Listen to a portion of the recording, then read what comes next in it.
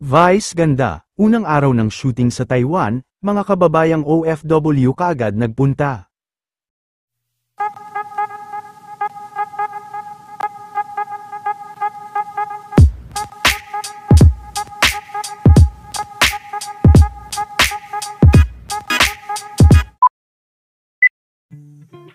Matapos ang naging arrival nila Vice ganda kahapon sa Taiwan, ay maaga pa nga lang kanina, ay nagsimula na rin sila sa kanilang shooting, at bago magsimula ang kanilang shoot ay sinimula naman ng mga Taiwanese crew ang isang ritual na kanilang nakagawian.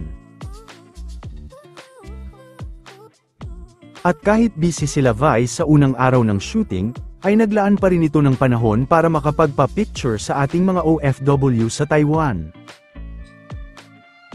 Sa mga naghahanap naman kay Mr. Ayon Perez ay naiwan naman ito sa Pinas.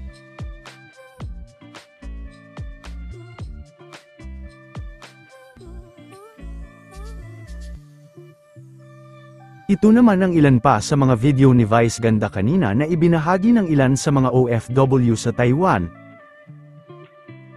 Samantala, ang kinakapatid naman nito na si Angeline Quinto ay nanganak na rin kanina. Babae naman ang anak nito.